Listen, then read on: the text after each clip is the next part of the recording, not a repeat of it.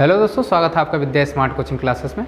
दोस्तों आज का ये वीडियो बहुत ही अच्छा होने वाला है। अगर आप वीडियो पे आए हैं तो लास्ट तक ज़रूर रुक के जाइएगा, क्योंकि ये वीडियो आपके लिए बहुत ही इन्फॉर्मेटिव होने वाला है। क्योंकि इसमें जो है कि हम दोस्तों प्रीवियस ईयर के पेपरों को सॉल्व करने वाले हैं और इसमें EVS के NCERT प्लस पेडागोजी सभी प्रश्नों को हम लोग सॉल्व करेंगे। पूरा एक सेट होने वाला है। और दोस्तों ये जो है कि वीडियो आप दोस्तों में अपने शेयर कर दीजिए, क्योंकि उनको भी इसका कहीं ना कहीं फ़ायदा मिल सके। और वीडियो को देख रहे हैं तो ज़रूर वीडियो को लाइक कर दीजिएगा। और चलिए ज़्यादा बात ना करते हुए हम लोग यहाँ पे स्टार्ट करते हैं। और इसके पहले अगर आप NCERT की वीडियो नहीं देखे हैं तो जाकर डिस्क्रिप्शन बॉक्स में देख लीजिए। और चलिए हम लोग जो कि आज का प्रैक्टिस सेट या प्रीवियस ईयर का पेपर स्टार्ट करते हैं। और सबसे पहला प्रश्न में यहाँ पर हम लोग चलते हैं। ठीक, इधर देखेंगे दोस्तों, पहला प्रश्न क्या कह रहा है आपके बीच में। पहला प्रश्न कह रहा है ठोस अपशिष्ट पदार्थों के निस्तारण की निम्नलिखित विधियों में से किस विधि से वायु प्रदूषण फैलता है। ठीक है, कह रहा है ठोस अपशिष्ट पदार्थ ऐसे पदार्थ जो आपके अनुपयोगी हैं, जिनका आप उपयोग न कर सकते हो, या आपके उपयोग के बाद जो बेकार चीज़ें होती हैं आप फेंक देते हो, जैसे कूड़ा या कचरा जिसे हम लोग कहते हैं, वही क्या कहलाते हैं, अपशिष्ट पदार्थ कहलाते हैं। हमारे शरीर से भी दोस्तों अपशिष्ट पदार्थ निकलते हैं, जिस प्रकार क्या हमारा पसीना और पौधों से जैसे गोद वगैरह। ठीक है, तो उसी प्रकार अपशिष्ट पदार्थ जो होते हैं उनका कौन सा ऐसी विधि है जिससे वायु प्रदूषण फैलेगा। ठीक है, एक एक करके देखेंगे। भराव क्षेत्र में क्या होता है दोस्तों, कोई ज़मीन होती है। ठीक है, ज़मीन में हम लोग क्या कर देते हैं, गड्ढा कर देते हैं, और गड्ढा करने के बाद कूड़े को इसमें क्या कर देते हैं, भर देते हैं। तो कूड़े को भरने को क्या कहा जाता है, भराव क्षेत्र। तो भराव क्षेत्र से दोस्तों मृदा प्रदूषण होता है। क्या होता है, मृदा प्रदूषण। ठीक है, तो जाहिर सी बात है ये तो आंसर होगा नहीं। उसके बाद खाद बनाना, तो ये कोई प्रदूषण है नहीं। कृमि खाद बनाना ये भी प्रदूषण के अंतर्गत नहीं आएगा। भस्मीकरण दोस्तों, भस्मीकरण अगर देखा जाए तो इसका मतलब होता है जलाना। कुछ ऐसे ठोस अपशिष्ट पदार्थ होते हैं जिनको जलाने के बाद क्या होते हैं, प्रदूषण फैलते हैं। जिस प्रकार आप प्लास्टिक है, प्लास्टिक को अगर भूमि में गाड़ देंगे तो उससे क्या होगा, मृदा प्रदूषण होगा।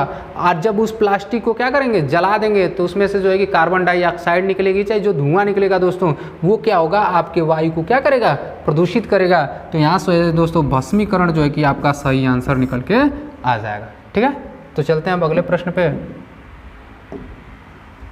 अगला प्रश्न है, वह स्थान जो कि दीर्घ काल से बाढ़ से प्रभावित हो। क्या हो, बाढ़ से प्रभावित हो।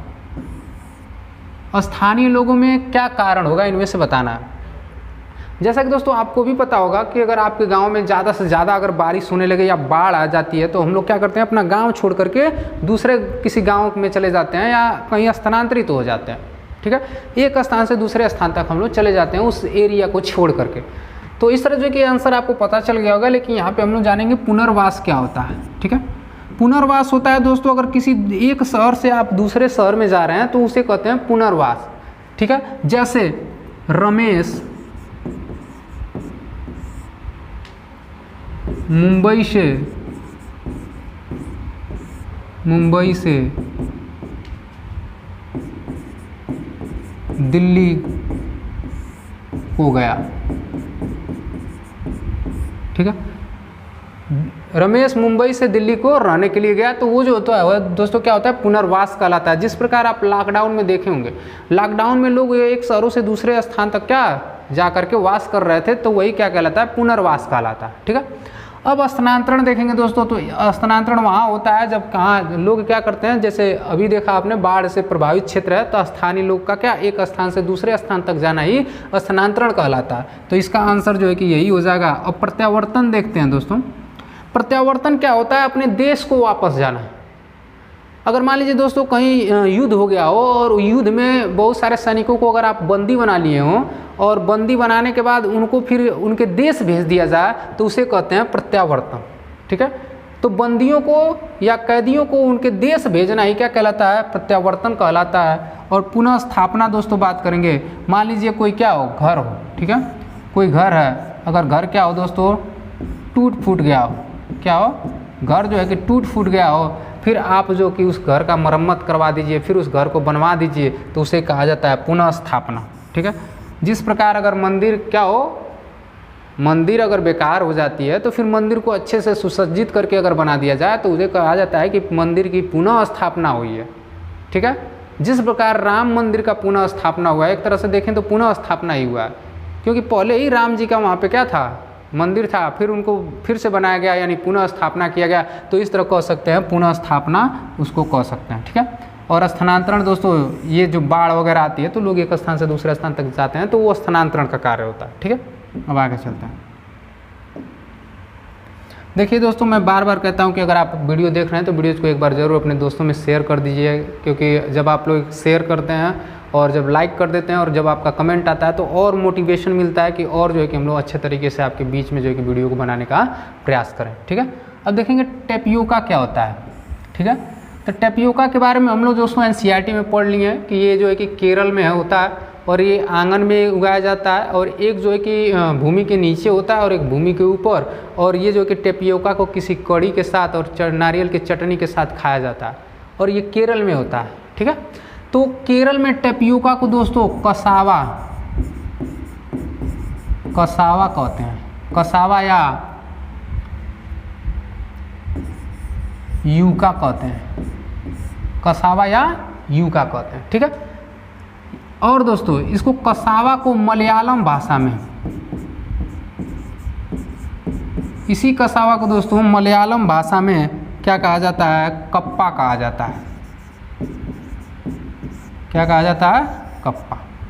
तो अब देख सकते हैं दोस्तों, टेपियोका को कसावा भी कह सकते हैं या यूका भी कह सकते हैं, या मलयालम भाषा में इसी को कप्पा बोला जाता है। तो आप आंसर में आप देख सकते हैं इसका आंसर क्या हो जाएगा, कप्पा हो जाएगा। तो इसका आंसर क्या हो जाएगा, बी आंसर इसका सही हो जाएगा, याद रखेंगे। और जो है कि आप इधर एनसीईआरटी में जो हूबहू लिखा है उसको भी आप देख सकते हैं। तो यहाँ देखिए, टेपियोका को अभी हमने बताया कसावा या यूका कह सकते हैं, और कसावा को मलयालम भाषा में कप्पा कहते हैं या मारचेनी भी कहते हैं, माराचेनी भी। ठीक है।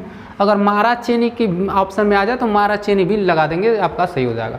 अब इधर देखेंगे, मैं केरल में रहता हूँ, मुझे सबसे अच्छी दो चीज़ें लगती हैं, एक ऊपर ऊंचे पेड़ पर और दूसरी ज़मीन के नीचे, बस नारियल डली हुई करी, किसी भी करी के साथ उबला हुआ टेपियोका मिल जाए तो खाने का अलग ही मज़ा आता है। ठीक है। तो इस तरह के जो कि एनसीईआरटी में बताया गया, और इस तरह के एनसीईआरटी को मैं आपके बीच में सॉल्व भी करा चुका हूँ। अब देखेंगे हांगकांग के बारे में दोस्तों। ये हांगकांग के बारे में कुछ जानकारियाँ कोई कह रहा है कि हांगकांग में निम्नलिखित में से कौन सा भोजन लोकप्रिय है। देखिए दोस्तों, हर एक स्थानीय जगहों पे अलग अलग भोजन होता है। जैसे हमारे उत्तर प्रदेश में भी बाटी चोखा या इस तरह का जो है कि कुछ व्यंजन जो है कि बहुत प्रसिद्ध है। उसी प्रकार दोस्तों आंध्र प्रदेश में आपका क्या, इडली, डोसा और सांभर, ये सारे प्रसिद्ध हैं। उसी प्रकार दोस्तों क्या होता है, हर जगह की कोई ना कोई व्यंजन या भोजन जो है कि प्रसिद्ध है। उसी प्रकार हांगकांग में भी एक भोजन है जो कि बहुत लोकप्रिय है, और वो है दोस्तों लिंगही फेन। वो कौन सा है दोस्तों, लिंगहू फेन। और ये क्या है दोस्तों, आपका सांप का एक प्रकार का डिश है, सांप का एक प्रकार का व्यंजन,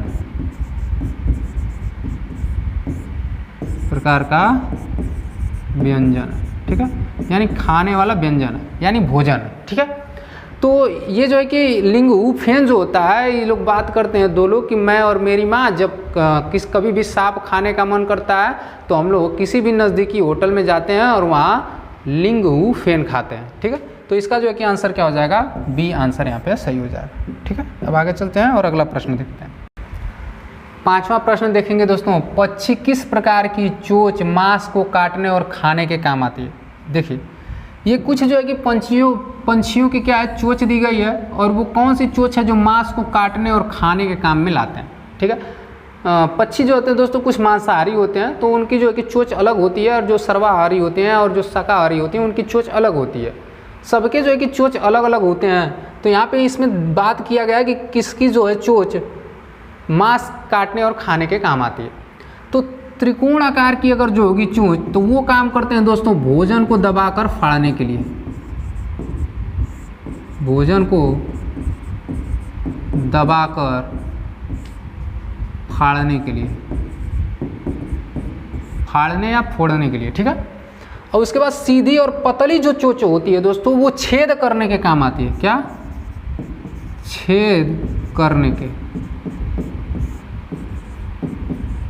ठीक है, मिट्टी उट्टी में खोद देते हैं वो लोग, ऐसे पक्षी होते हैं जो मिट्टी वगैरह खेत या लकड़ी वगैरह में खोदते हैं, जैसे कठफोड़वा होता है। ठीक है, हुक जैसी जो संरचना होती है दोस्तों, ये जो पंछी होते हैं जो जिनकी हुक जैसी संरचना होती है, यही क्या करते हैं, मांस को काटने और खाने का काम करते हैं। क्या करते हैं, मांस को काटने और खाने का, मांस को काटने और खाने या फाड़ने के काम आते हैं। ठीक है, तो यही जो है कि दोस्तों आपका आंसर क्या हो जाएगा, हुक जैसी चोंच वाली जो संरचना होती है पक्षियों की, वो मांस को काटने और खाने के काम में लेते हैं। ठीक है, अब आगे चलते हैं और अगला जो प्रश्न हम लोग यहाँ पे देखेंगे, कुछ जो है कि पंछियों की चोंच आपको यहाँ पे दिखा देते हैं, जो कि एनसीईआरटी में यहाँ पे दिया हुआ है कि कुछ पंछी जो की चोंच होती है वो अलग अलग होती है। तो लिखा है पंछियों की चोंच जैसा खाना वैसी चोंच। तो हर एक जो है कि पक्षियों की अलग अलग चोंच होती है और उनको खाने के तरीके भी होते हैं, उनके अलग अलग होते हैं।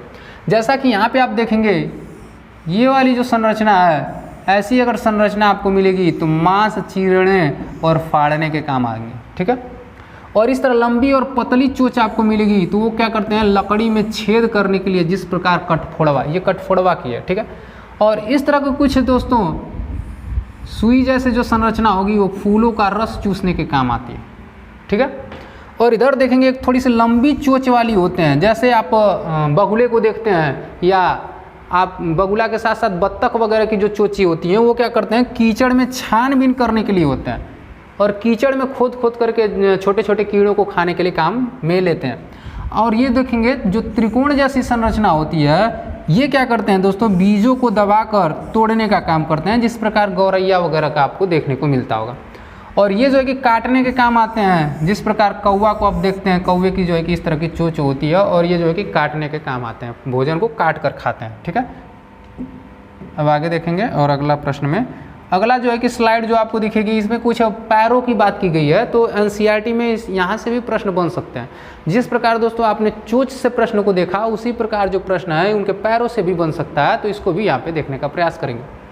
देखिए इस तरह जो संरचना होगी और उनके बीच में उनके नाखून भी होंगे और बीच में कुछ फैली चादर जैसी जो संरचना होगी, जैसा कि आप बत्तख वगैरह में देखते हैं, तो वो पानी में तैरने के लिए प्रयोग करते हैं। अब बत्तख को आप देखे होंगे वो पानी में तैरती है, तो बत्तख के जो पैर होते हैं उस टाइप के जो पैर होंगे वो पानी में तैरने के काम आएंगे। और देखिए दोस्तों जो टहनियों को पकड़ने के लिए इस्तेमाल होते हैं वो लंबे लंबे पैर होते हैं। ठीक है, जैसा कि आप यहाँ पे देख सकते हैं, इतने लंबे लंबे फैले हुए पैर होते हैं, तो वो टहनियों को पकड़ने के लिए प्रयोग करते हैं। ठीक है, और ये देख सकते हैं जैसे बाज चील के पास होती है, ये जो होते हैं शिकार को पकड़ने के काम आते हैं, उनके जो पंजे होते हैं उस तरह के होते हैं। और पेड़ पर चढ़ने के लिए, जो पेड़ पर अधिकतम रहते हैं चढ़ने के लिए, तो उनकी पैर की जो संरचना होती है कुछ इस तरह की होती है। और ज़मीन पे जो चलते हैं, जैसा कि आप मुर्गे वगैरह को देखते हैं, तो मुर्गे वगैरह की जो टांगें होती हैं वो पैर चलने के लिए होते हैं और ज़मीन पे इस तरह के पक्षी जो होते हैं वो चलते हैं। ठीक है, अब आगे चलते हैं और अगला प्रश्न देखते हैं।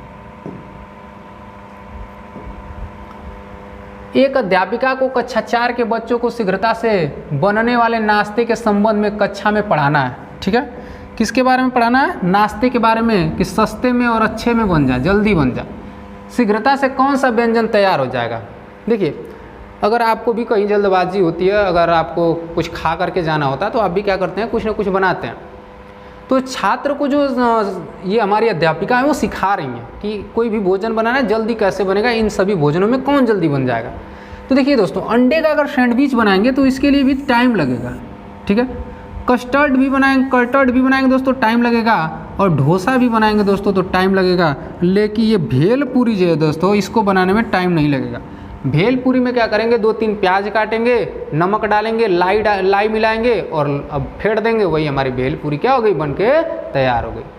भेलपूरी बस नाम है दोस्तों, उसमें जो है कि चावल के दाने को भून करके बनाया जाता है, जिसे हम लोग लाई कहते हैं, या आप दाने के रूप में जानते हैं। और उनको जब प्याज, लहसुन और मर्चे के साथ मिला करके नमक डाल दिया जाता है, वही आपका क्या कहलाता है, भेलपूरी कहलाता है। ठीक है, तो इसको जल्दी से आप तैयार कर सकते हैं। अब बात करेंगे दोस्तों यहाँ पे पट्टचित्र के बारे में। किसके बारे में, पट्टचित्र के बारे में। पट्टचित्र की कला किस राज्य की पेंटिंग या हस्तकला। ठीक है।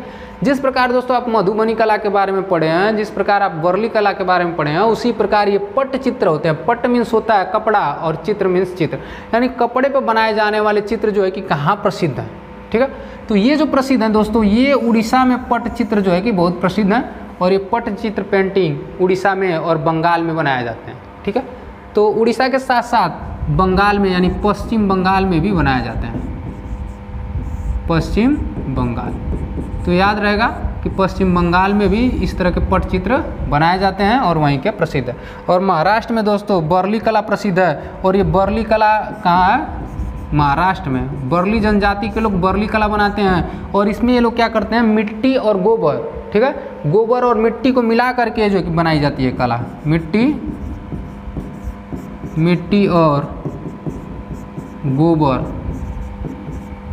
मिट्टी और गोबर को मिला करके वर्ली कला बनाई जाती है, ठीक है। अब चलते हैं आगे। यहाँ देखेंगे, महामारी के दौर में चिकित्सकों ने विटामिन सी से भरपूर भोजन करने का परामर्श दिया। उस समूह को चुनिए जिनमें विटामिन सी प्रचुर मात्रा में होती है, ठीक है। तो दोस्तों देखिए, विटामिन सी जो होती है, सी, इसको एस्कॉर्बिक एसिड कहते हैं। एस्कॉर्बिक एसिड, इसका रासायनिक नाम क्या होता है? Ascorbic acid. और ये जो है कि खट्टे पदार्थों में प्रचुर मात्रा में पाई जाती है। और जब ये किसी को कमी हो जाती है, सी की क्या हो जाती है? कमी। तो सी की कमी से क्या, कौन सा रोग होता है? स्कर्वी। क्या होता है? स्कर्वी। और स्कर्वी में दोस्तों आपके मसूड़े वगैरह क्या हो जाते हैं? खराब हो जाते हैं, ठीक है। तो इसमें देखना है आपको कि कौन से ऐसे फल हैं जिनमें प्रचुर मात्रा में विटामिन सी पाया जाता हो। तो सबसे जो कि अगर बात करेंगे दोस्तों, तो इधर जो है कि नींबू में और स्ट्रॉबेरी में और ब्रोकली में ये सबसे ज़्यादा जो है कि विटामिन सी पाया जाता है। तो यही जो है कि ऑप्शन आपका क्या हो जाएगा? सही हो जाएगा। 9 वाले प्रश्न को देखेंगे, किस राज्य में झूम कृषि की प्रथा है, ठीक है। झूम कृषि को दोस्तों क्या आगदा कृषि के नाम से भी जानते हैं, स्थानांतरित खेती के नाम से भी जानते हैं, और झूम खेती के नाम से भी जानते हैं। तो देखिए, झूम खेती जो होता है पूर्वी राज्यों में होता है, और पूर्वी राज्यों में 7 राज्य हैं जिसे 7 सिस्टर के नाम से जाना जाता है। और झूम खेती जो है कि कैसे की जाती है, तो इसको दोस्तों यहाँ पे जो है कि भूमि को लीज पे दिया जाता है। और यहाँ जो है कि मान लीजिए अगर कोई भूमि है, ठीक है, उस पर 1 साल जो है कोई फसल उगा लेते हैं, और उसको काटने के बाद मान लीजिए फसल को हमने काट दिया, काटने, ठीक है। और ये अभी पूछा जाता है सबसे अधिक कहाँ होती है, तो उसके बारे में भी यहाँ पे हम लोग जानेंगे, ठीक है। सबसे पहले जानते हैं झूम कृषि, ठीक है। सबसे पहले जानते हैं झूम कृषि क्या होती है। झूम कृषि में दोस्तों पहले जो है कि फसल, मान लीजिए खेत है, ठीक है, इस खेत में फसल हमने एक बार उगा लिया, ठीक है। फसल उगाने के बाद इस फसल को हमने एक बार क्या कर दिया? काट दिया, ठीक है। और काटने के बाद कुछ सालों के लिए इससे हम लोग क्या कर देते हैं? छोड़ देते हैं।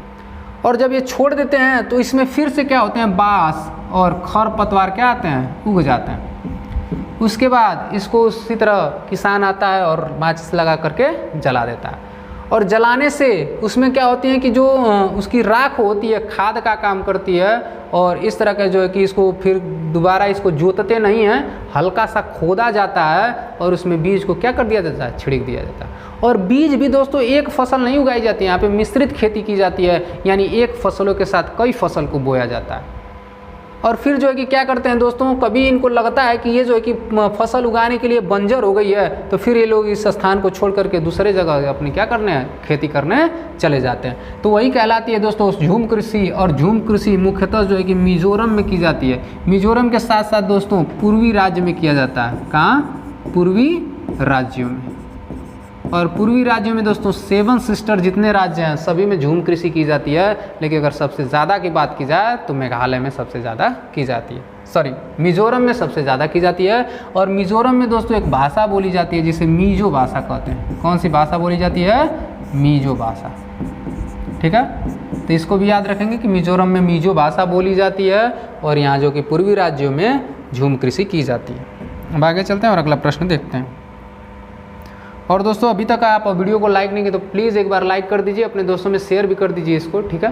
क्योंकि दोस्तों देखो अभी जब मैं आपको वीडियो बना रहा हूँ, मुझे वीडियो बनाते बनाते लगता है कि चक्कर आ जाएगा, लेकिन मैं रात को 2-2 बजे तक जा करके दोस्तों आपके लिए स्लाइड बनाता हूँ। उसके बाद जो है कि इतना मेहनत करने के बाद कहीं जा करके आपके बीच में ये वीडियो जाता है, तो एक बार बस आप कुछ मत करिए, एक बार लाइक कर दीजिए और अपने दोस्तों में बस क्या कर दीजिए, शेयर कर दीजिए। चलिए आगे देखते हैं। दक्षिण भारत में मनाए जाने वाले फसल से संबंधित पर्व हैं, ठीक है। देखिए दोस्तों हर जगह जो है कि फसल मनाए जाते हैं, लेकिन यहाँ जो पूछ रहा है फसल वाले पर्व, वो जो है कि आपसे पूछ रहा है दक्षिण भारत की फसलों के बारे में, ठीक है। तो सबसे पहले एक एक करके हम लोग सभी को जानेंगे। तो अगर दोस्तों पहला ऑप्शन में देखते हैं तो पोंगल दिया है, पहला दिया है पोंगल। तो पोंगल मनाया जाता है दोस्तों तमिलनाडु में, तमिलनाडु, ठीक है। उसके बाद दोस्तों देखते हैं उगादी। उगादी जो त्यौहार होता है वो मनाया जाता है कर्नाटक में, ठीक है। उसके बाद देखेंगे ओणम जो मनाया जाता है दोस्तों, ओणम त्यौहार जो मनाया जाता है वो मनाया जाता है केरल में। उसके बाद बिहू की बात करें दोस्तों, तो बिहू के फसल कटने के बाद बिहू को असम में मनाया जाता है।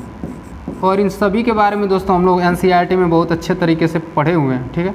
और एक है दोस्तों विशु। तो विशु त्यौहार भी है दोस्तों, ये भी कहाँ मनाया जाता है, केरल में ही मनाया जाता है। तो आप देख सकते हैं दोस्तों इस ऑप्शन में कौन कौन से साउथ के राज्य हैं और कौन कौन से साउथ के राज्य नहीं हैं। तो इससे जो है कि आपका आंसर यहाँ से निकल के आ जाएगा। जैसे अगर पोंगल की बात करें तो तमिलनाडु यानी पोंगल होगा जिसमें, और जिसमें उगादी होगा और ओणम होगा और विशु होगा, उसमें बिहू नहीं होना चाहिए। वही जो है कि आपके दक्षिण भारत के फसलों को कटने के बाद मनाए जाते होंगे। तो जैसा कि आप इसमें देख सकते हैं ओणम है, बिहू है, उगादी है और विशु भी है। तो सबसे अच्छा आंसर यानी ये जो है कि आपका आंसर इसका हो जाएगा, ठीक है। तो इस 10 का जो है कि डी नंबर आपका सही होने वाला है। तो इसको जल्दी से आप लोग देख लीजिए और इसको नोट कर लीजिए, क्योंकि इस तरह के प्रश्न जो है कि पूछे जाते हैं, ठीक है। अब देखेंगे दोस्तों 11 नंबर प्रश्न कर रहा है वर्ली जनजाति वर्ली कला के लिए सुप्रसिद्ध है, जो कि बनती है। अभी दोस्तों जो कि पीछे हमने अभी बताया था कि वर्ली कला के बारे में, और वर्ली कला कहाँ मनाई जाती है, महाराष्ट्र में मनाई जाती है। और ये एक प्रकार की खास जनजाति होती है, वो लोग बनाते हैं। तो इधर देखेंगे कि एक बुढ़िया दादी हैं और ये इनके कुछ बच्चे हैं, और ये दीवारों पे देखेंगे कि एक कला जो है कि बनाई गई है, कितनी सुंदर कला लग रही है। और जो है कि कुछ जो है कि फर्श पे भी बनाया जाता है, ठीक है। तो ये जो कला बनाई जाती है दोस्तों वर्ली जनजाति के द्वारा बनाई जाती है, और ये महाराष्ट्र के लोग बनाते हैं। और ये जो है कि जैसा कि पीछे हमने बताया था, गाय के गोबर और मिट्टी मिला करके क्या करते हैं, इसको बनाते हैं, ठीक है। तो गाय के गोबर और मिट्टी से मिला करके वर्ली जनजाति लोग वर्ली कला मनाते हैं। तो ये कहाँ होता है, महाराष्ट्र में। तो इसको भी याद रखेंगे, ठीक है। अब आगे चलते हैं। अब देखिए ये जो कि बार बार कंपटीशन में भी ये प्रश्न पूछे जाते हैं, और आपके सीटेट में भी कहीं ना कहीं घुमा के मैप से प्रश्न पूछे जा रहे हैं, ठीक है। तो ये तो सभी को लगभग याद ही होंगे, लेकिन अगर याद नहीं है तो घबराइए मत, मैप को बस याद रखिए एक बार। और ये मैप से रिलेटेड जो है कि जितने प्रश्न बनते हैं, मैंने जो है कि आपको एक जो है कि तीसरी या चौथी वीडियो होगी उसमें मैंने बताया था। तो उसको जा कर के अगर आप नहीं देखे हैं तो उसको जा कर के देख लीजिए, चैनल के प्लेलिस्ट में आपको मिल जाएगा, ठीक है। तो यहाँ पे बात करेंगे भारत के किन राज्य समूहों से कर्क रेखा गुजरती है, ठीक है। तो देखिए कर्क रेखा जो है दोस्तों भारत को 2 भागों में विभक्त करती है। जैसा कि आप यहाँ पे देख पाएंगे, एक जो है कि अगर रेड लाइन खींची जाए तो ये जो लाइन मैं खींच रहा हूँ ये जो है कि कर्क रेखा है, ठीक है। और भारत के लगभग बीचों बीच से होकर गुजरती है। और यहाँ पे दोस्तों ये किन किन राज्यों से गुजरती है, इन्हीं को यहाँ पे हम लोग मैप में सबसे पहले देखेंगे, उसके बाद आंसर आपको आसानी से मिल जाएगा, ठीक है। तो अगर सबसे बात करें दोस्तों तो यहाँ बीचों बीच जो होता है वो मध्य प्रदेश होता है, मध्य प्रदेश, ठीक है। और ये है दोस्तों आपका गुजरात, ठीक है। और ऊपर जो है दोस्तों ये आपका देखेंगे यहाँ से थोड़ा सा राजस्थान भी टच होता है, तो ये है राजस्थान, ठीक है। अब देखेंगे यहाँ जो है कि दोस्तों ये झारखंड है, क्या है, छत्तीसगढ़ है, छत्तीसगढ़। और ये है दोस्तों आपका झारखंड, और ये है दोस्तों आपका बंगाल, यानी पश्चिम बंगाल, इसको बंगाल कर लीजिए। और ये है दोस्तों आपका क्या, मिजोरम, मिजोरम। और ये है दोस्तों आपका त्रिपुरा।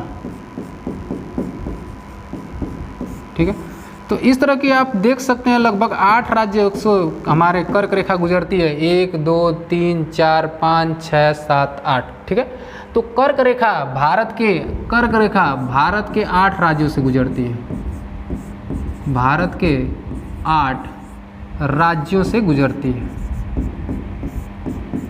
राज्यों से गुजरती है।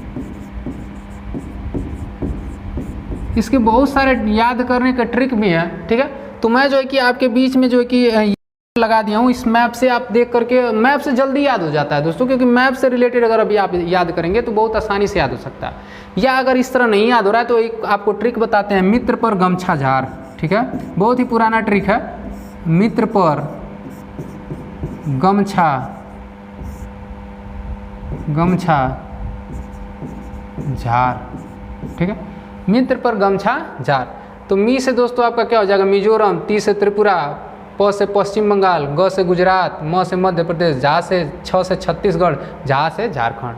तो इस तरह भी है कि दोस्तों आप क्या याद कर सकते हैं। या अगर मैप अगर आपको याद होता है दोस्तों, तो अगर क्रम लगाने के लिए कह दिया जाए तो आप मैप याद करेंगे, तो मैप में है कि आपको क्रम याद रहेगा कि किस किस जो है कि राज्य को छू करके जा रही है। तो इसीलिए मैं कहता हूँ मैप आप याद कर लीजिए, मैप से जो है कि बहुत ही प्रश्न आसान हो जाते हैं। ठीक है, तो इसमें जो कि हम लोग आंसर देखेंगे कि आंसर कौन सा है, तो उत्तर प्रदेश, तो उत्तर प्रदेश से नहीं जाता है, गलत। छत्तीसगढ़, गुजरात और झारखंड। ठीक है, ये मिल रहा है, यहाँ भी उत्तर प्रदेश है तो ये ऑप्शन गलत हो गया। ये आंध्र प्रदेश से जाता ही नहीं तो ये बी आंसर गलत हो गया। यानी छत्तीसगढ़, गुजरात और झारखंड, ये वाला बी नंबर आपका आंसर क्या हो जाएगा, यहाँ सही होने वाला। अब आगे चलते हैं। अगर दोस्तों आप ये वीडियो देख रहे हैं तो वीडियोज़ को ज़रूर लाइक कर दीजिए, अपने दोस्तों में ज़रूर शेयर करिए, क्योंकि मैं बार बार बोल रहा हूँ दोस्तों, चैनल अभी कुछ नया है, तो आप जल्दी से जल्दी अगर अपने दोस्तों में शेयर करेंगे तो हम लोग और जो कि अच्छे तरीके से आपको बीच में वीडियो को लेकर के आएंगे। ठीक है, क्योंकि दोस्तों अगर आपका लाइक मिलता है और शेयर देखने को मिलता है, जब लोगों का अच्छा खासा रिस्पॉन्स आता है, तो और भी जो कि शरीर में ऊर्जा आती है। आप नहीं समझ पाएंगे, अगर आप एक टीचर होंगे, जब आप टीचर बनेंगे तब आपको समझ में आता है कि हाँ टीचर की क्या अहमियत होती है, एक टीचर को क्या चाहिए। ठीक है, क्योंकि आप अभी कहीं ना कहीं टीचर बनने जाएंगे तो आप क्या करिए, उसी फीलिंग को अभी से समझिए और इस वीडियो को ज़्यादा से ज़्यादा अपने दोस्तों में शेयर कर दीजिए, क्योंकि ज़्यादा से ज़्यादा लोगों को बीच में जो है कि वीडियो पहुंच पाए। ठीक है, अब देखेंगे अजय भोपाल में है। देखो भोपाल कहाँ होगा, मध्य प्रदेश में, तो मान लो यहाँ क्या है, मध्य प्रदेश, और मध्य प्रदेश में मान लो भोपाल यहाँ पे है। ठीक है, उसे गंगटोक और पुदुचेरी के सम्मेलन में उपस्थित रहना है, यानी एक ही साथ दो सम्मेलन में उपस्थित रहना है। जहाँ पर अजय है वहाँ से गंगटोक और पुदुचेरी की स्थिति क्या है। देखिए सिक्किम में पड़ता है, गंगटोक कहाँ पड़ता है, सिक्किम में, और सिक्किम की क्या है, राजधानी है। और पुदुचेरी दोस्तों कहाँ है, ये भी अगर मैप याद रहेगा तो इसका आंसर आप लगा लेंगे। और इस तरह के मैप से रिलेटेड जो प्रश्न आते हैं, मैं जो है कि पिछले वीडियो में करा चुका हूँ, आप उसको जा करके देख सकते हैं। तो चलिए यहाँ से जो है कि जो जैसे प्रश्न कह रहा है उस प्रश्न को हम लोग यहाँ पे सॉल्व करते हैं। कह रहा है कि अजय यहाँ पे स्थित है, कहाँ स्थित है, भोपाल में। चलो भोपाल में हम इसको स्थित कर देते हैं भाई, दिशाएं बना देते हैं। ये हमारा ईस्ट, ये हमारा नॉर्थ, ये हमारा वेस्ट और ये हमारा साउथ। ठीक है, कह रहा है कि उसे सिक्किम के यानी गंगटोक के और पुदुचेरी के दो जगह पे उसको उपस्थित होना है, तो भोपाल से उसकी क्या स्थिति होगी। तो चलो सिक्किम दोस्तों हमारा कहाँ है, यहाँ पे। सिक्किम हमारा कहाँ है, यहाँ है। मैप में आपको याद होना चाहिए, तभी जो है कि इस प्रश्नों को सॉल्व कर पाएंगे। और पुदुचेरी हमारा दोस्तों यहाँ पे है, पुदुचेरी। अब दोस्तों यहाँ भोपाल से जो स्थिति है, भोपाल से कहाँ स्थिति इनकी होगी, इसी को दोस्तों पूछ रहा है।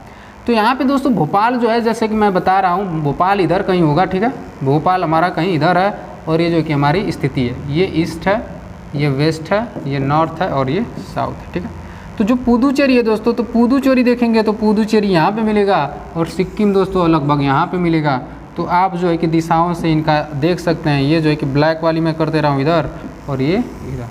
तो इस तरह जो देखेंगे तो आपको साफ साफ समझ में आएगा कि ये जो हो रही है, ये नॉर्थ ईस्ट हो रही है।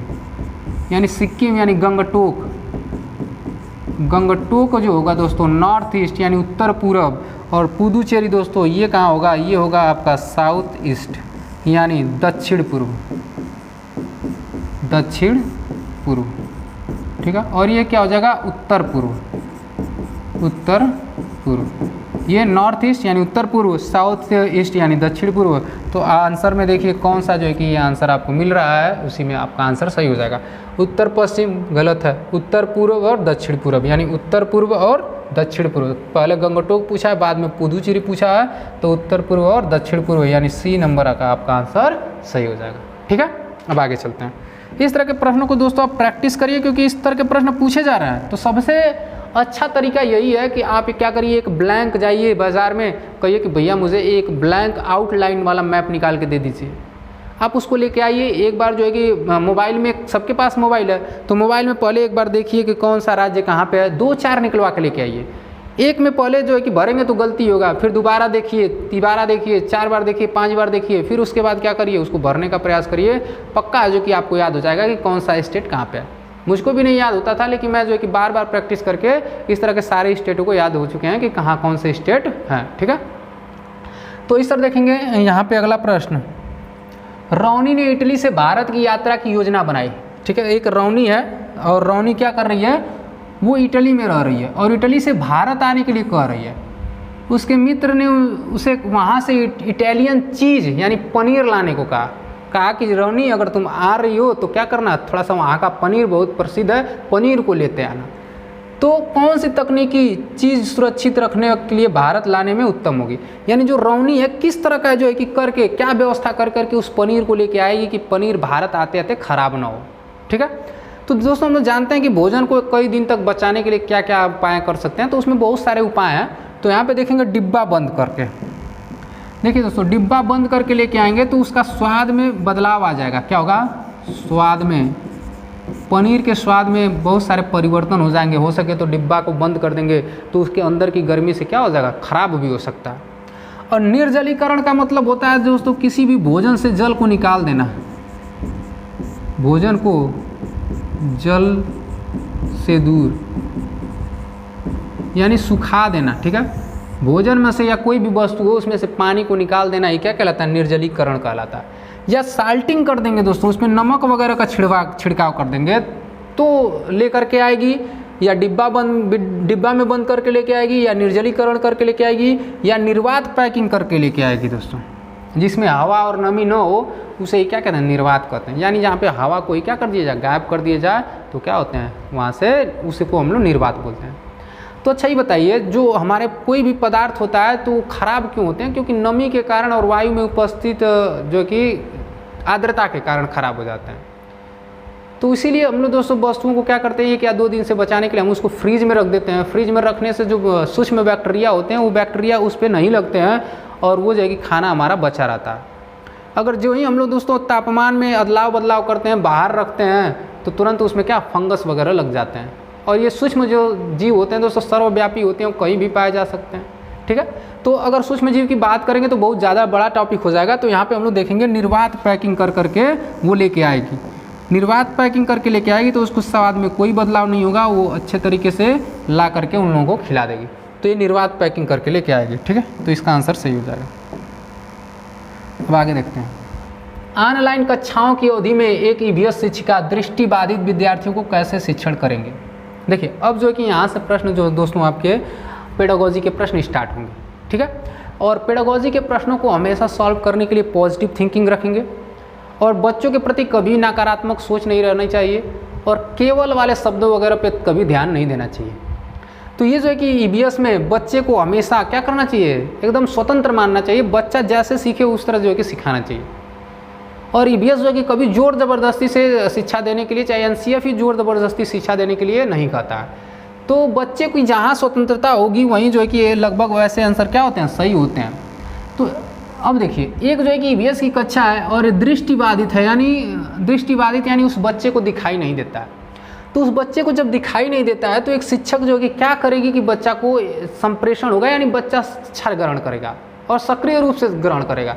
तो उसको देखते हैं, आवाज़ में संदेश साझा करके सही बात है। जब हम लोग अगर कोई क्या दृष्टिबाधित बच्चा है तो उसको क्या करेंगे, आवाज़ हमारा सुन सकता है तो आवाज़ से उसको क्या करेंगे, संप्रेषित करेंगे, यानी आवाज़ से उसको शिक्षा देंगे। तो ये ऑप्शन तो लगभग सही लग रहा है। ठीक है, ढेर सारी मौखिक व्याख्या का उपयोग करके। ठीक है दोस्तों, ढेर सारी मौखिक, जाहिर सी बात है मौखिक करेंगे तभी तो सुनेगा। अब दोस्तों उसे कुछ दिखाएंगे तो उसे तो दिखेगा नहीं। अगर मान लीजिए हमको क्या करना है, हाथी के बारे में बताना है और मैं हाथी का एक मॉकअप लेके आ जाऊं और उसको दिखाऊं, देखो बच्चे ये क्या है, हाथी है, इसके 4 पैर होते हैं, एक सूंड होते हैं, इसके दिखाने के दांत अलग होते हैं, खाने के अलग होते हैं, तो बच्चा बताओ देख पाएगा? नहीं देख पाएगा, क्योंकि वह दृष्टिबाधित है। तो उसको ज़्यादा से ज़्यादा भाषण दे करके, बोल करके क्या करेंगे, समझाने का प्रयास करेंगे। ठीक है, अब देखेंगे सहपाठी द्वारा व्याख्या करवाएंगे, ये भी सही है, क्योंकि अगर दोस्तों उसके बगल वाला बच्चा है अगर वो भी पढ़ेगा तो बच्चे को क्या होगा, ज्ञान होगा, सुनेगा, अपने कान से ज्ञान को ग्रहण करेगा। ठीक है, तो उसको ज्ञान हो जाएगा। अब देखेंगे मूर्त अनुभवों का उपयोग करके। अब बताइए मूर्त अनुभव होगा दोस्तों, बताओ मूर्त मतलब होता है जो वस्तुएं साक्षात रूप में दिखती हूँ। तो बताओ जो दृष्टिबाधित व्यक्ति है या दृष्टिबाधित बालक है उसको क्या मूर्त चीज़ें दिखेंगी? नहीं दिखेंगी। तो ये जो है कि ये एक अच्छा साधन नहीं माना जाएगा। तो इनसे इसमें जो है कि आपका आंसर क्या हो जाएगा, ए, बी और सी। देखते हैं तो ए और बी और सी जो है कि पहला आंसर आपका यहाँ पे सही हो जाएगा। ठीक है,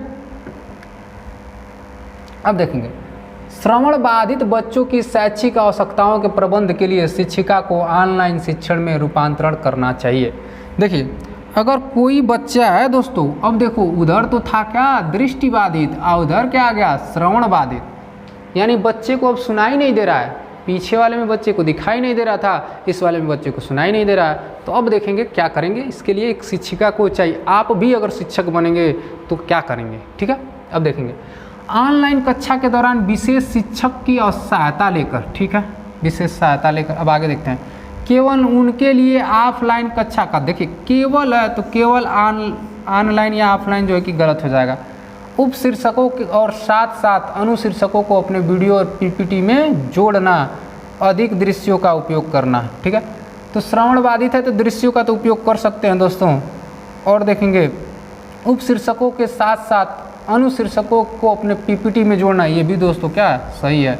ऑनलाइन कक्षा के दौरान विशेष शिक्षक की सहायता लेना, तो यहाँ पे दोस्तों आपका आंसर जो हो जाएगा ए, सी और डी, क्योंकि ये भी कार्य आप कर सकते हैं। तो यहाँ पे जो आपका आंसर हो जाएगा ए, सी और डी। ठीक है, तो इसमें दोस्तों 17 नंबर में आपका आंसर क्या हो जाएगा, ए, सी, डी। इसको आप यहाँ से कर लेंगे। ठीक है, तो क्या हो जाएगा आंसर ए, सी, डी, क्योंकि दोस्तों अच्छी शिक्षक की भी सहायता ले सकते हैं, उसको पीपीटी वगैरह भी शामिल कर सकते हैं और उसमें अधिक दृश्य सामग्री का प्रयोग करके उसको सिखाने का प्रयास करेंगे।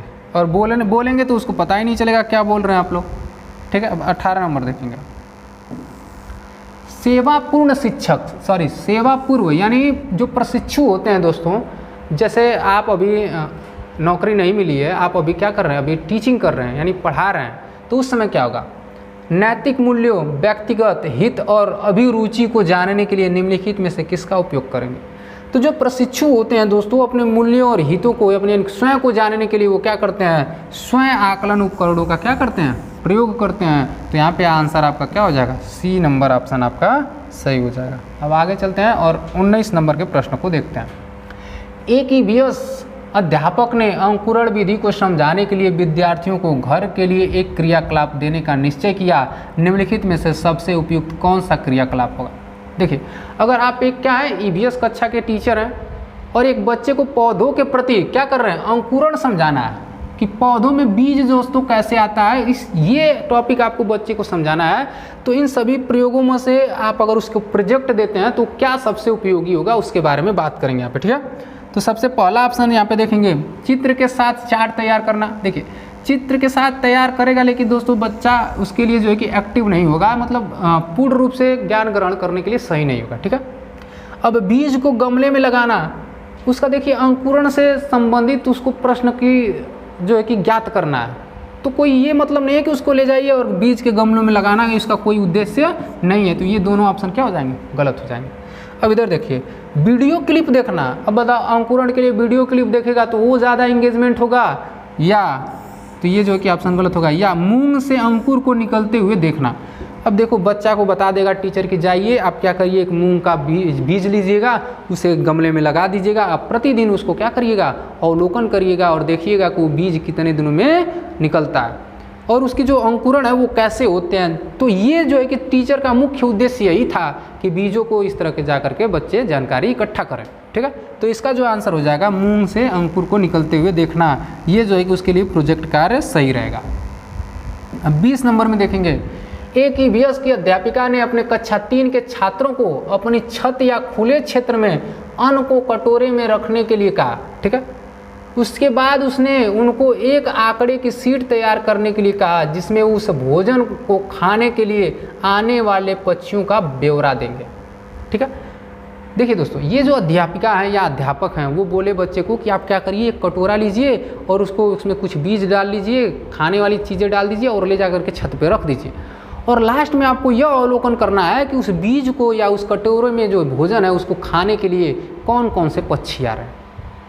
तो ये जो एक क्रियाकलाप है टीचर ने क्यों दिया है और वो क्या सहायता करेंगे उसी को यहाँ पे बताना है।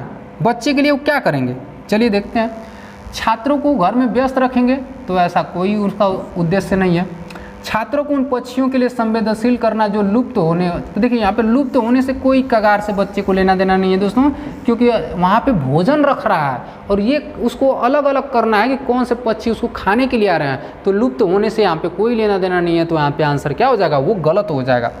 अब देखिए, जीवित प्राणियों के प्रति सहानुभूति उनके मन में बैठाना, ये भी शिक्षक का उद्देश्य नहीं है। मेन जो शिक्षक का उद्देश्य है दोस्तों वो है पक्षियों की जातियों और उनके खान पान की आदतों के प्रति अवलोकन और कौशल का क्या करना, विकास करना। मेन उद्देश्य टीचर का यही है। अब दोस्तों बताइए, अगर वो दाना रखा है तो दाना को खाने के लिए चील और गिद्ध तो आएंगे नहीं, तो उससे बच्चा को यह भी बता सकते हैं कि जैसे गौरैया आ गया, चाहे कौवा आ गया, चाहे कबूतर आ गया, तो बच्चों को आप यह बता सकते हैं कि ये पक्षी जो है कि इस प्रकार के दाने खाते हैं। और जो चील होते हैं, गिद्ध होते हैं, बाज होते हैं, वो दोस्तों बच्चों को आप ये वर्गीकरण करके बता सकते हैं कि ये पक्षी क्या मांस खाते हैं। तो इस तरह के जो है कि व्यवहार को या अवलोकन के लिए जो है कि शिक्षक ये वाला कार्य दिया था। तो ये जो है कि आपका सी ऑप्शन सही हो जाएगा। अब 21 नंबर में बात करेंगे।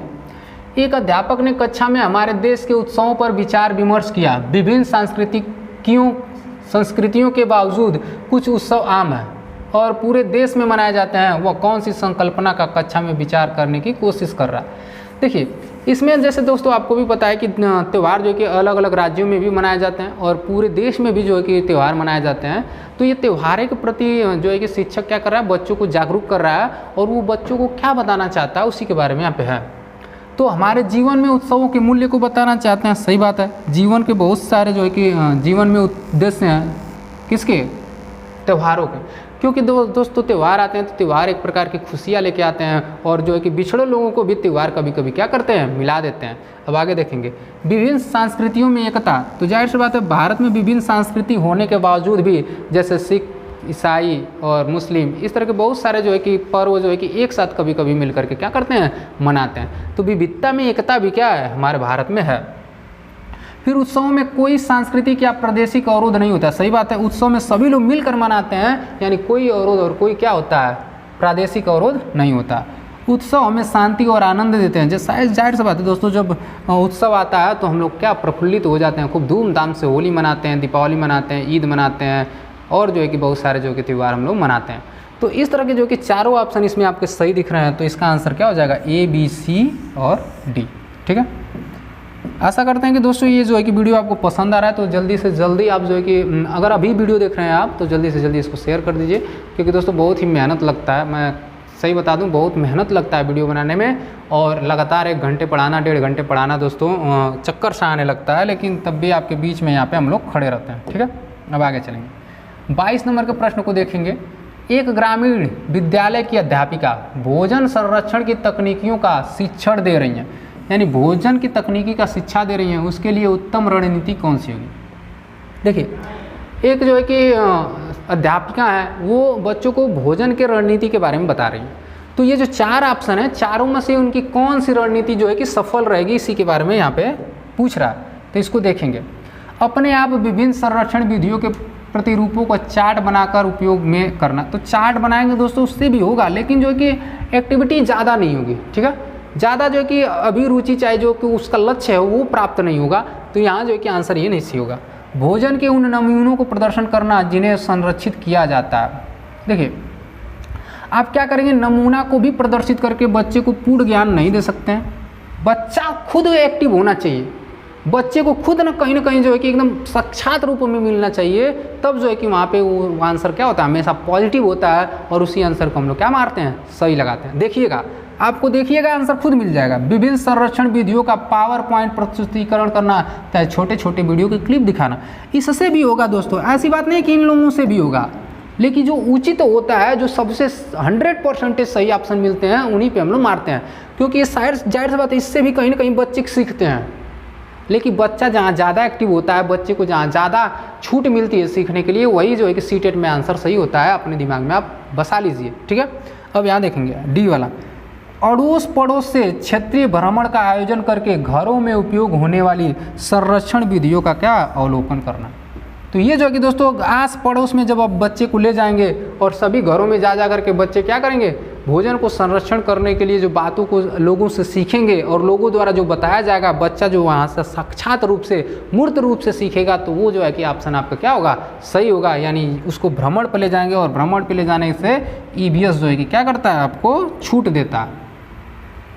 अब 23 में देखेंगे दोस्तों, एक EVS पर्यावरण अध्ययन की शिक्षिका EVS के एक पाठ फुलवारी को पढ़ा रही हैं। शिक्षण के लिए वो निम्न में से किस संसाधनों का उपयोग कर रही हैं। ठीक है, एक चैप्टर है दोस्तों फुलवारी, और फूलों के बारे में उसमें महत्व को बताया गया, और उसी के बारे में शिक्षक क्या करना चाहती हैं, कैसे जो है कि उसको पढ़ा सकती हैं, चाहे कैसे उसको अर्थ को समझा सकती हैं और एक शिक्षा जो है अच्छे तरीके से दे सकती है, उसके बारे में बात कर रहे हैं।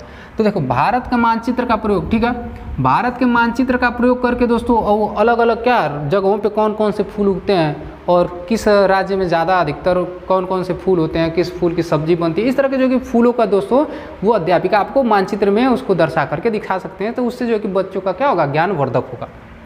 मधुबनी चित्रकला के बारे में भी बता सकती हैं बच्चों को कि यहाँ पे क्या रंग का इस्तेमाल फूलों से किया जाता है, जैसे गुलदार जिनिया उनका रंगने के लिए इस्तेमाल कलर होता है, जो प्राकृतिक कलरों का ही क्या करते हैं, इस्तेमाल करते हैं। तो उसके बारे में भी जागरूक कर सकती है अध्यापिका।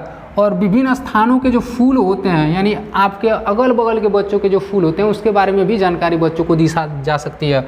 और कार्यपत्रक दे करके भी बच्चों को क्या उससे टेस्ट लिया जा सकता है, चाहे बच्चों को भी कार्यपत्रक दे करके उनको आंका जा सकता है, उनसे कह दिया जा सकता है कि अब आप अपने अगल बगल पाए जाने वाले फूलों के बारे में लिख करके लाइए, तो बच्चा क्या कर सकता है, उसको समझ सकता है। तो इस तरह के जो कि चारों ऑप्शन इसमें सही मिल रहे हैं, तो इसका आंसर क्या हो जाएगा, A, B, C और D। ठीक है, अब आगे चलते हैं। ये 24 नंबर के प्रश्न को देखते हैं दोस्तों। इसको देखेंगे, कक्षा 4 के विद्यार्थियों को अनाधिकार शिकार के प्रति संवेदनशील करने के लिए निम्नलिखित में से कौन सी विधि प्रभावी होगी। तो देखिए दोस्तों, शिकारी किसे कहते हैं, जो जीव जंतुओं को मारते हैं उसी को क्या कहते हैं, शिकारी कहते हैं। और ये शिकार करना दोस्तों, जानवरों को मारना क्या एक प्रकार का अपराध है, और कोई ऐसा अपराध कर रहा है तो उसके लिए बच्चों को कैसे जागरूक कर सकते हैं। तो वाद विवाद से होगा दोस्तों, लेकिन उतना प्रभाव नहीं पड़ेगा, पोस्टर से भी नहीं और नारे लिखने से भी कुछ नहीं होगा। लेकिन अगर बच्चों को समाचार पत्र की जो क्लिपिंग हो और उसको दिखाया जाए, और दोस्तों इस तरह के समाचार क्लिपिंग में बार बार दिखाया जाता है कि शिकार करना क्या है, अपराध है, चाहे जो लोग शिकार करते हैं उनके प्रति क्या जो है कि कानून होते हैं, उसके बारे में जो है कि समाचार पत्र में आप प्रेषित कर सकते हैं। तो उससे बच्चों को क्लिप दिखा करके उनको जागरूकता फैला सकते हैं। ठीक है, तो यहाँ जो कि आंसर क्या हो जाएगा, B ऑप्शन सही हो जाएगा। अब आगे देखेंगे 25 नंबर। अब दोस्तों केवल 5 प्रश्न ही बचे हैं, और अगर आप यहाँ तक लास्ट तक जुड़े हैं तो बहुत बहुत धन्यवाद आपका। आप क्या करिए, इसको वीडियो को और अगर शेयर नहीं किए तो अपने दोस्तों में शेयर कर दीजिए। अब यहाँ देखते हैं, व्यवसाय में रूढ़िवादी छवि के मुद्दे के प्रति विद्यार्थियों को संवेदनशील करने का प्रभावशील तरीका कौन सा होगा। अब देखिए व्यवसाय जो है दोस्तों, व्यवसाय में लोग रूढ़िवादिता छवि को बनाए रखे हैं, और रूढ़िवादिता हम लोग जानते हैं दोस्तों, जब एक लड़के और एक लड़की में क्या करते हैं, जब विभेद करते हैं तो वही रूढ़िवादिता कहलाती है कि लड़की ये नहीं कर सकती, लड़का वो नहीं कर सकता। इस तरह की जब भावनाएं होती हैं लोगों में तो उसे रूढ़िवादिता कहते हैं। ठीक है, और वो जो छवि है उसके प्रति बच्चों को संवेदनशील बनाना है, तो उसको आप क्या करेंगे, तो सामाजिक मीडिया से भी होगा, लेकिन उतना ज़्यादा नहीं होगा। समाचार पत्र जब भी ज़्यादा एक्टिव नहीं है, रेडियो भी नहीं, लेकिन अगर आप क्या करिए, नुक्कड़ नाटक करिए, एक समाज में जागरूकता फैलाने के लिए एक छोटा सा नाटक अगर कर देते हैं और नाटक को बच्चा साक्षात रूप में देख लेता है तो उससे जो है कि इस जो है कि जेंडर पक्षपात यानी रूढ़िवादिता से वो क्या कर सकता है, वो संवेदनशील हो सकता है, बच सकता है, सीख सकता है। ठीक है, तो ये रूढ़िवादिता और जो कि जेंडर पक्षपात दोस्तों किसी भी टीचर को या कहीं भी किसी को भी नहीं करना चाहिए। ठीक है, अब यहाँ देखेंगे और ये जो कि बहुत ही अच्छा प्रश्न है और ये देखेंगे क्या कर रहा है, पर्यावरण अध्ययन के उद्देश्यों को सफल करने के लिए पाठ्य चर्चा आधारित होनी चाहिए। देखिए एनसीएफ के अनुसार एनसीएफ 2005 में कहा गया है कि पर्यावरण के बारे में अधिगम, पर्यावरण के माध्यम से अधिगम और पर्यावरण के लिए अधिगम करना है। किसके लिए अधिगम करना है? पर्यावरण के बारे में अध्ययन और पर्यावरण के माध्यम से अधिगम और पर्यावरण के लिए अधिगम। तो ये जो है कि आंसर इसका इसमें सही हो जाएगा। तो इसमें ज़्यादा कुछ करने की ज़रूरत नहीं है, बस इसको आप एक बार देख लेंगे। अब इधर देखेंगे, अध्यापक ने अपने छात्रों को विद्यालय के बगीचे में गुलाब के पौधों को ढूंढने के लिए कहा। छात्रों ने देखा कि कुछ में फूल नहीं है खिले हैं। उन्होंने उन्हें निर्देश दिया कि वे पौधे को प्रतिदिन देखेंगे कि कितने दिन में उनमें बहार आती है। यहाँ पर अध्यापक निम्न में से क्या विकास करना चाहते हैं। ठीक है, तो देखिए अगर गुलाब के फूल को बच्चों देखे और उसमें बच्चे ने देखा कि कुछ कि फूल नहीं आए, तो अध्यापक ने कहा कि आप लोग उसको डेली देखिए और उसमें देखना है आपको कि कब उसमें जो है कि बहार आती है, यानी फूल ही फूल आ जाते हैं। और उसमें जो है कि क्या करना चाहता है उस क्रियाकलाप से अध्यापक। प्रयोग में आंकड़ों को दर्ज करने का कौशल, छात्रों में जिज्ञासुता, प्राकृतिक सौंदर्य के अजूबे, फूलों में पुष्पित होने की क्रिया का आनंद लेना। देखिए अब फूलों की क्रिया का आनंद लेना दोस्तों, ये कुछ देखते ही समझ में आ रहा है कि ये आंसर नहीं होने वाला। प्राकृतिक सौंदर्य का अजूबा, प्राकृतिक सौंदर्य का अजूबा देखने के लिए भी जो है कि टीचर का उद्देश्य नहीं है। टीचर का उद्देश्य है उसके प्रयोगों में आंकड़ों को दर्ज करना और छात्रों में जिज्ञासुता जगाना। ठीक है, तो छात्र जो है कि उत्सुक होंगे, जानने का प्रयास करेंगे कि जो है कि इसमें कब फूल आएंगे, और वो आंकड़े भी तैयार करेंगे कि 4 दिन बाद आए, 5 दिन बाद आए, 10 दिन बाद आए। तो वो आंकड़े भी तैयार हो जाएंगे और उसमें जिज्ञासुता भी आएगी। तो इस प्रकार ऑप्शन ए और बी सही होगा और ए और बी आपका दूसरे पे, तो ये आपका आंसर सही हो जाएगा। अब 28 नंबर बात करते हैं दोस्तों। ट्रैफिक स्थल या चौराहे पर कुछ व्यक्ति अपने वाहन का इंजन बंद नहीं करते हैं। एक ईवीएस शिक्षिका ने इस विषय पर कक्षा में चर्चा की, वह छात्रों को क्या संप्रेषित करना चाहती है। ठीक है, जैसा हम लोग भी होते हैं दोस्तों, क्या करते हैं, बाइक पे जाते हैं और बाइक जब ट्रैफिक होता है तो हमारा क्या एक्सीलरेटर और तेज़ हो जाता है और हम लोग बाइक भी नहीं बंद करते हैं। तो ये एक अध्यापिकाएँ इस तरह का जो है कि संप्रेषित करना चाहती हैं ज्ञान अपने बच्चों में। तो वो क्या करना चाहती हैं वो यहाँ आपको बताना है। वायु और ध्वनि प्रदूषण, जाहिर सी बात है दोस्तों, ज़्यादा धुआं निकलेगा और ज़्यादा एक्सीलरेटर लेंगे तो उससे ध्वनि प्रदूषण भी होगा। अनवीनीकरण संसाधनों का समझदारी से उपयोग करना, ये भी कहती हैं। अनवीनीकरण स्रोत किसे कहते हैं, जिसे देखिए अनवीनीकरण स्रोत जो एक बार ख़त्म हो जाए दोस्तों, उसको पुनः प्राप्त न किया जा सके, वो अनवीनीकरण स्रोत कहलाते हैं। जैसे आपका पेट्रोलियम, डीजल, इस तरह के जो पेट्रोलियम से निकाले जाते हैं जितने पदार्थ, वो अनवीनीकरण होते हैं। और जैसे आपका वायु, सूर्य का प्रकाश, नाभिकीय ऊर्जा और आपका क्या भूतापीय ऊर्जा और पवन ऊर्जा, ये एक प्रकार के क्या है आपके नवीनीकरण ऊर्जा के स्रोत में आते हैं। और बाकी सब अनवीनीकरण में आते हैं जिनको आपका 1000 करोड़ों वर्ष लग जाता है बनने में। ठीक है, तो ये भी हो जाएगा। प्राकृतिक संसाधनों का दुरुपयोग, तो देखिए प्राकृतिक संसाधनों का क्या, सरकार इसे रोकने के लिए कदम नहीं उठा रही। तो जाहिर सी बात है प्राकृतिक साधनों का हम लोग क्या कर रहे हैं, दुरुपयोग कर रहे हैं और सरकार भी इसके लिए कोई भी कदम नहीं उठा रही है। तो यहाँ पे जो आपका आंसर हो जाएगा वो आंसर हो जाएगा ए, बी, सी और डी। ठीक है,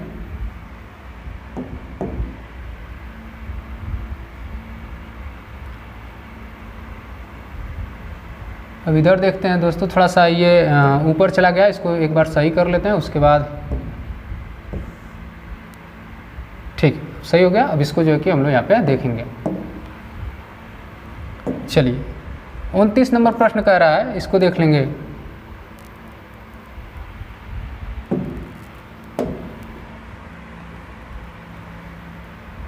एक शिक्षिका अपने छात्रों को उन तरीकों को बता रही है जिससे वे अपने घरों को पर्वों के दौरान सुसज्जित करते समय स्थानीय पदार्थों का उपयोग कर सकते हैं। उस चर्चा का उद्देश्य क्या है। देखिए जैसा कि दोस्तों हम लोग भी जानते हैं कि अपने जो है कि देसी सामानों का ज़्यादा उपयोग करना चाहिए। तो एक शिक्षक हैं, कोई पर्व है तो पर्व के बारे में बताना चाहती हैं और वो यह बताना चाहते हैं कि जो हमारे आसपास की वस्तुएं उन्हीं का हम लोग को क्या करना चाहिए, उपयोग करना चाहिए। तो वो क्यों बता रही हैं और क्या उनका उद्देश्य है, इसी के बारे में इस वीडियो में है और चाहे इस जो है कि प्रश्न में पूछा जा रहा है। छात्रों की सृजनात्मकता में वृद्धि करना चाहती हैं, सही बात है, छात्रों को सोचने के लिए अवसर देना चाहती हैं। स्थानीय वस्तुओं का उपयोग करके अपनी कला और संस्कृति को सुरक्षित करना चाहती हैं, जाहिर सी बात है। स्थानीय विक्रेता की सहायता, देखिए जो हमारे स्थानीय विक्रेता हैं दोस्तों, जब मैं स्थान के सामानों को खरीद करके, जैसे अगर दीपावली आती है तो हम लोग क्या करते हैं, अच्छी अच्छी मोमबत्ती लेके चले आते हैं, अच्छे अच्छे झालर मोती वाले लाइटें लेके आते हैं। क्या आप कभी कुम्हार के बारे में सोचते हैं, जो हमारा स्थानीय कुम्हार होता है कितनी मेहनत करके मिट्टी के बर्तन बनाता है और वो मिट्टी के बर्तन भी सस्ते होते हैं। कहीं आपके मोमबत्ती और झालर से बहुत सस्ते होते हैं, तब भी हम लोग दोस्तों उसको नहीं खरीदते हैं। और उसी के बारे में जो है कि टीचर जागरूक करना चाहती है कि हम लोगों को जो सामान है अपने अगल बगल से लेना चाहिए, जिससे सामान विक्रेता को भी फायदा होगा और हमारी संस्कृति भी बची रहेगी। तो मेन उद्देश्य वही है टीचर का। और यह जो कि स्थानीय विक्रेता की सहायता करना चाहती हैं, यह साझा करना चाहती हैं कि जो स्थानीय वस्तुएं होती हैं बाज़ार की वस्तुओं से क्या होती हैं, सस्ती होती हैं। जैसा कि मैं मोमबत्ती और दीपक के बारे में आपको उदाहरण दे चुका हूँ। तो यहाँ जो है कि ये चारों ऑप्शन सही हो जाएंगे, यानी आपका आंसर ए, बी, सी और डी आंसर यहाँ पे सही हो जाएगा। अब आगे चलते हैं और अगला प्रश्न देखते हैं। इसका जो कि लास्ट प्रश्न है, और ये लास्ट प्रश्न जो दोस्तों करने से पहले अगर आप यहाँ तक आ गए हैं और आप अगर वीडियो को देख रहे हैं तो बहुत बहुत धन्यवाद आपका। एक बार आप लोग कमेंट कर दीजिए कि हाँ वीडियो आपको कैसा लगा। और जो है कि यहाँ पे जो कि लास्ट प्रश्न आपका देखते हैं, निम्नलिखित में से कौन सा साधन पर्यावरण अध्ययन के विद्यार्थियों के आकलन के लिए गुणवत्ता आंकड़े को इकट्ठा कर सकता है। ठीक है, तो इसमें जो कि दोस्तों कौन सा है कि छात्रों के गुणों को बता सकता है, छात्रों की कमियों को बता सकता है, छात्र कैसे सीखता है इसको बता सकता है। तो ये जो सारे रिकॉर्ड दोस्तों बच्चों के दैनिक कार्य, बच्चा कैसे सीख रहा है, बच्चे के सीखने में क्या कमियां हैं, ये जो सारे उनके कौशलों का जो आंकड़ा तैयार किया जाता है वो तैयार किया जाता है दोस्तों उप व्याख्यानात्मक अभिलेख में। ठीक है, उप व्याख्यानात्मक अभिलेख में बच्चे को सीखने का तरीका, बच्चे कैसे सीखते हैं या बच्चे की क्या कमी है सीखने में, इस तरह की कमी और उनके फ़ायदे दोस्तों जो हम लोग नोट करते हैं वो नोट होते हैं उप व्याख्यानात्मक अभिलेख में। ठीक है, तो इसका आंसर यही वाला हो जाएगा। अब आगे चलते हैं और जो कि दोस्तों आपका ये जो है कि आपका लगभग आपका 30 प्रश्न यहाँ पे ख़त्म होता हुआ, और आशा करते हैं कि दोस्तों ये 30 प्रश्न आपको अच्छे लगे होंगे और ये कहीं ना कहीं आपके एग्ज़ाम में जो डिस्क्रिप्शन था या जो एक आपके पेपर हैं वो वही हूबहू आपके एग्ज़ाम में आ सकते हैं। तो आशा करते हैं कि दोस्तों ये वीडियो आपको पसंद आया होगा। तो वीडियो को दोस्तों फिर एक बार दोस्तों में शेयर कर दीजिएगा। मिलते हैं अगले वीडियो में नए वीडियो के साथ, तब तक के लिए बाय बाय।